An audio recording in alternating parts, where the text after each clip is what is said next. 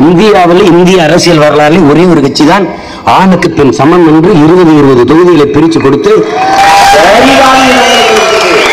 ஆதி தாழ்த்தப்பட்டவர்கள் பழங்குடி மக்களுக்கு எப்படி நீங்கள் தனி தொகுதி கொடுத்திருக்கிறீர்களோ அப்படி பெண்களுக்கும் தனி தொகுதி கொடுக்கணும் சண்டை போடணும்.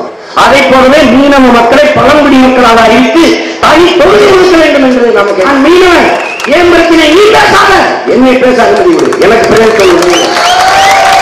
மீனவர் வாழ்வு பாதுகாப்பிற்கு இருக்கிற ஒரே வழி சிங்களம் சூழலாம் படக பறிக்கிறான் அடிக்கிறான் நெய்தல் படை அமைப்பேன்னு செய்கிறான். என் மேல வழக்கு இந்திய ராணுவத்தை அவமதிக்கிறார் வன்முறை தூண்டுற வழக்கு நடந்துட்டு இருக்கு. நெய்தல் படை நான் அமைப்பேன் பினராயி விஜயன் அமைச்சர் நான் சொன்னதான் வச்சிருக்கிறார். நெய்தல் படையில் மீனவர்களுக்கு மட்டும்தான் இடம். அதுல அவர்களுக்கு கல்வி தகுதி இல்ல உடல் தகுதி இல்ல படகோட்ட தெரியுமா நீச்சல் தெரியுமா பயிற்சி கொடுத்து ஒவ்வொரு படகுக்கும் 2 3 வீரர்களை ஏற்றிக்குவோம். அவன் தொட்டா நீ தூக்கு நீங்க நான் பார்த்து கேள்வியா இருக்கு. ஒரு நாள் இந்த அதிகாரம் எனக்கு வந்துச்சுன்னு உங்களுக்கு தெரியும். அதுக்கே அங்கிருந்து பல அதிகாரிகள் இங்க வந்துட்டான். ஐயோ நம்புறாம போடுங்க தொலைச்சுறாம போடுங்க. அதுல என்ன சந்தேகம் பயம் நடுக்கம். திமுக கோச்சியில் என்ன சொல்லுங்க சீமன் ஓட்டு போட்டாதீங்க நாம் கட்சிக்கு போட்டாதீங்க ஏன் பிஜேபி வந்துடும். பிஜேபிக்கு போட்டா தான் பிஜேபி வரும் எனக்கு போட்டா நான் தான் என் வீட்டுல சுத்த போட்டு அவன் வீட்டுல விளக்கு எதிர்கொள்ள முடியல. காசு கொடுக்காம கூட்டம் வர மாட்டேங்குது. அது 8 மணிக்கு மேல இருக்க மாட்டேங்கிற கடையை முடிவான்னு போயிடுது. இதே ஊர்ல இதே நம்ம ஊர்ல கிராம சபை கூட்டம் 202 ரூபாய் எண்ணெய் கொடுத்துருக்கு. கிராமத்துக்கு நீ போய் கூட மக்கள் உன்னை பார்க்க வரல. ஏன்னா அந்த அளவுக்கு ஆட்சி இருக்கு. ஓட்டுக்கு காசு கொடுக்காம ஓட்டு வாங்க முடியாது என்ற நிலைக்கு தள்ளப்பட்டு விட்டார்கள். நேர்மையற்ற தலைவன் மக்களை நேர்மையற்றவர்களாக மாற்றுவான் என்ற கேள்வியும் தன்னை பார்த்து கேட்பதற்கு மக்களுக்கு தகுதி இல்லாமல் செய்யணும். வந்து வேலை கொடுக்கிறேன் வந்தால் செய்கிறேன் வந்தபடி செய்யல. இந்த மோடி கட்சிகள் நாங்கள் வந்தால் ராமர் கோயில் கட்டுவோம் 5 ஆண்டு கட்டாம செங்கல் கட்டிக்கலாம்ல. ஏன்னா கட்டிட்ட பிரச்சனை இல்ல பேசுறது ஒண்ணும் இல்ல. ஒரு கெட்ட வாய்ப்பா பாகிஸ்தான் பக்கத்து நாடா போயிடுச்சு. உங்க ஆட்சியில வீட்டுல பக்கம் அங்கிட்டு பாகிஸ்தான் ஒண்ணுமே 5 ஆண்டு காலத்தின் ஆட்சியின் சாதனையை சொல்லி வாக்கு கேட்க முடியல. ஒரு தீவிரவாதி வச்சு முடியலைங்க.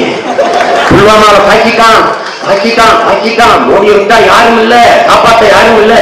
திமுக இப்ப சொல்லுது நாங்கள் வந்தா தமிழை ஆட்சி மொழியாக்க ஒண்ணு நாங்கள் வந்தால் செய்வோம்னு சொல்ல தகுதி வச்சிருக்க ஒரே கட்சி நாங்க தான். ஏன்னா நாங்க வரல நாங்க வந்தா செய்வோம். எங்க வீட்டு அதிகாரத்தை கொடுங்களேன். ஸ்டெர்லைட்டுக்கு போராட்டம் வேணா வழக்கம் வேண்டாம் அவனே எடுத்து போயிடுவான்.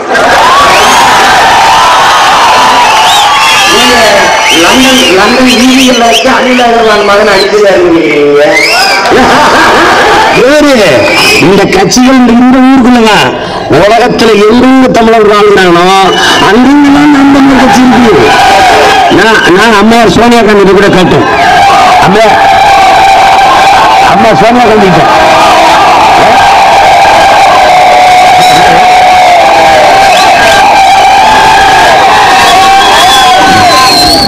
அம்மையார் சோனியா காந்தி கிட்ட கேட்டேன். நானு உங்க இத்தாலியில என் கட்சி இருக்கு உங்க கட்சி இருக்கேன்ட்டு.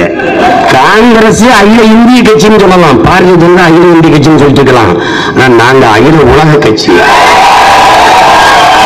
நாங்க இங்க வரல மேல இருந்து இறங்கல. இந்த கூட்டத்தில் இருந்து இருந்திருக்கோம். இங்க இருந்து இந்த மக்களிடம் இருந்து மக்களுக்காக வந்தவர்கள் என்னை கேட்கிறான் தனிச்சு நிக்கிறீங்க வென்றீங்கன்னு. நாங்க தான் வெல்லுவோம். எங்கள் தத்துவம் யாரோடும் சேர முடியாது. ஊழல் லஞ்சத்தை ஒழிக்கணும்ன்றீங்க. உங்களை ஒழிச்சாதான் ஒழிக்க முடியும். நாங்க சொல்வதை சொல்லுங்க. கல்வி இலவசம், மருத்துவ இலவசம், தூய குடிநீர் இலவசம், படித்தவர் படிக்காதவர் அனைவருக்கும் அரசு வேலை. வேளாண்மை செய்வது தேசிய தொழில். வேளாண்மை அரசு பணி. ஆடு மாடு வளர்த்தல், பட்டுப்பூச்சி வளர்த்தல் கவர்மெண்ட் வேலை.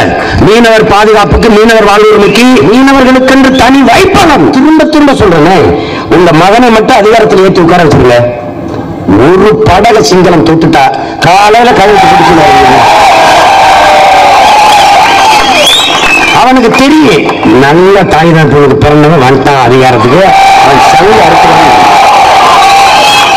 நான் தான் சொல்றேன், என் அக்கா தங்கச்சி தாலி இருக்கிறத பார்க்க நான் வரல ராஜா, தாலி அறுத்தவன் தலை இருக்கிற. நாங்கள் கொள்கை முடிவெடுத்திருக்கோம், சரணடைந்து வாழ்வதை விட சண்டையிட்டு சாவது மேலானது, அடிமை வாழ்வினும் உரிமை சாவு மேலானது. ஒருவன் தாலி விழுந்துதான் வாழ முடியும் என்ற நிலை இருக்குமானால் நாங்கள் எழுந்து நின்று இறந்து போவோம். இத்தனாயிரக்கணக்கான மக்கள், இளைஞர்கள் தன்னெழுச்சியாக ஒரு தலைவனுக்கு கூடியது தமிழ்நாட்டில் இருக்கா? வராது. ஏன்? அரசியல் இல்ல, ஒன்று இல்ல. ஆகையினாலே அந்த வகையிலே எழுதி வச்சு படித்துவிட்டு ரெண்டு பேரும், இவர்கள் திருடியது தெரியாதா, இவர்கள் அடிச்ச கொள்ளை தெரியாதா, அவர்கள் செய்த அக்கிரமம் தெரியாதா? எங்களுக்கும் தெரியுது, எங்களுக்கும் தெரியுது. ஆனா என்ன செய்யறதுன்னு தெரியல. ஒரு கேள்விதானே என் அன்பு சொந்தங்கள்ட்ட நான் கேட்கிறேன், உங்க மகன் கேட்கிறேன். ஸ்டெர்லைட் கையெழுத்து போட்டு அனுமதிச்சது யார்? அடிக்கல் நாட்டினது யார்? திறந்து வச்சது யார்? அணுவுல அனுமதிச்சது யார்? நீத்தேன் கையெழுத்து போட்டு அனுமதிச்சது யார்? ஹைட்ரோ கார்பனுக்கு அனுமதிச்சது யார்? கீழே எரிவாயு குழாயை பதிக்க அனுமதிச்சது யார்? எல்லாமே இவர்கள் தந்த துயரம் தான். துன்பத்தை தந்தவனுக்கு மேலும் மேலும் அதிகாரத்தை கொடுத்து அழகு பார்ப்பது எவ்வளவு பெரிய முட்டாள்தனம். இவங்களை ஒழிக்கணும். என் மக்கள்கிட்ட ஒண்ணு இருக்குது, இவங்களுக்கு போட்டா ஜெயிப்பாங்களா? நீங்க போட்டா நாங்க தான் ஜெயிப்போம். பிரச்சனை அங்க போய் எதுக்கு பிரச்சனை? இவங்க இந்த பசங்க எல்லாம் பேசுறாங்க செய்யறாங்க, எதுக்கு ஜெயிக்கிற பக்கம் போய் போட்டுருவாங்க. ஜெயிக்கிறவங்க கொலைகாரனா இருந்தா கொள்ளக்காரனா இருந்தா தினம் ஜெயிக்கிறீங்கல்ல, தினம் தொலை போடுறீங்கல்ல, தினம் கோயிலுக்கு போறீங்கல்ல, இந்த பாவத்தை செய்ய உங்களுக்கு மனசு கூச்சலையா? எப்படி நபிகள் சொல்றாங்கல்ல, ஊழல் லஞ்சம் பெறுவதன் மீது இறைவனின் சாபம் உண்டாவதாக. நீங்க பெறவன் கூட நின்னாலும் அவனுக்கு ஓட்டு போட்டாலும் அந்த சாபம் உங்களுக்கும் வரும். தினம் போய் ஜெயிக்கிறீங்கல்ல, இந்த பாவிகள் எப்படி மன்னிக்கிறீங்க? அது இந்த கிறிஸ்தவர்கள், இஸ்லாமியர்கள் திமுக தான் தங்களுக்கு பாதுகாப்பு. இவங்க செத்து போயிட்டாங்க.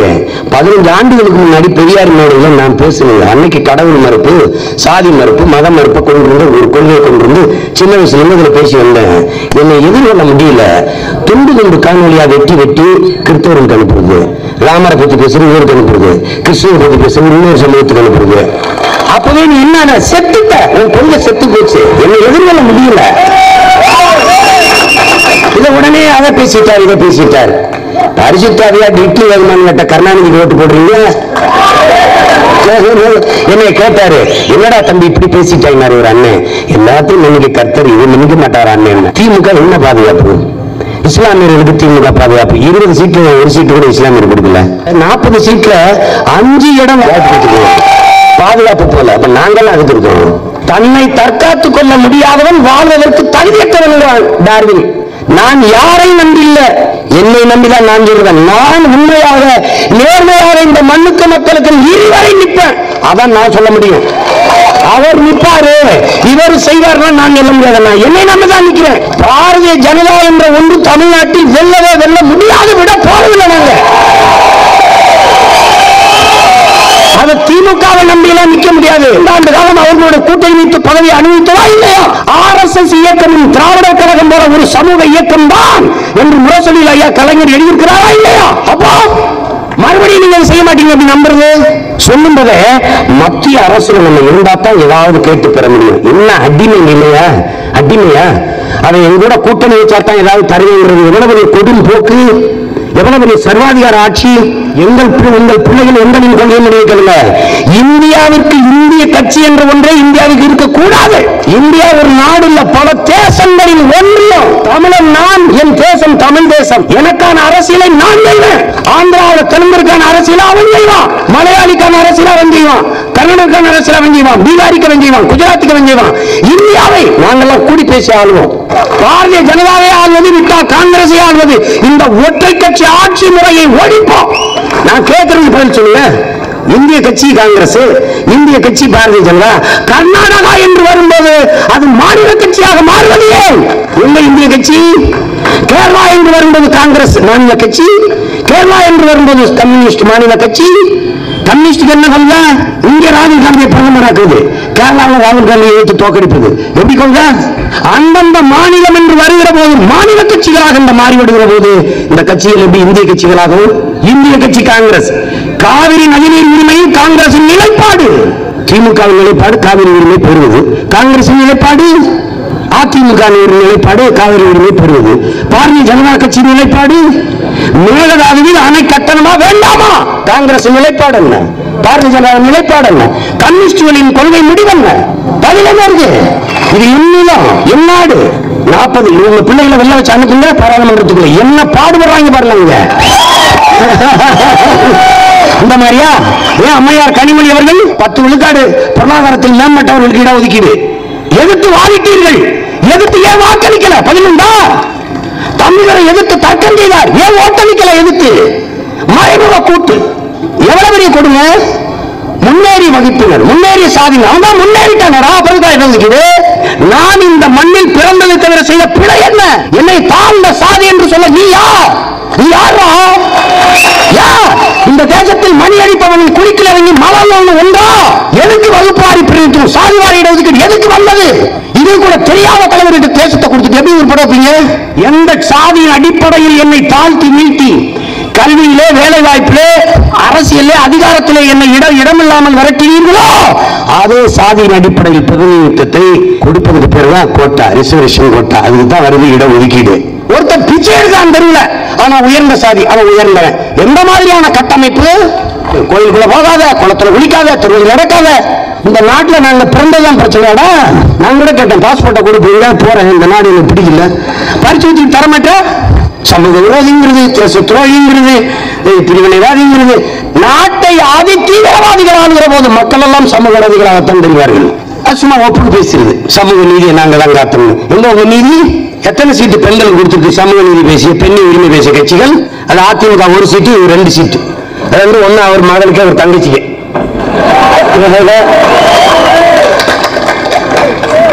20 இடம் தேடி தேடி பொறுக்கி பொறுக்கி கற்றறிந்த பிள்ளைகளை, சரியான தகுதியுள்ள வேட்பாளர்களை போட்ட பிள்ளைகள் நாங்க தான். நாகப்பட்டினம் இருந்து கூட்டிட்டு வந்து என் தங்கச்சி காளியம்மாவை தூக்கி வட சென்னையில போட்டேன். ஒரு போராட்டம், மீனவர் போராட்டம், மீனவர் பிரச்சனைக்கு போராடி கொண்டிருந்தேன். அது வந்து போயிடுச்சு. இந்த பிரச்சனையை எங்க பேசணும்னு நினைக்கிற பாராளுமன்றத்தில் வா ஒண்ணு அனுப்புறேன்னு கூட்டி விட்டேன். போடுறது வெள்ள வைக்காது.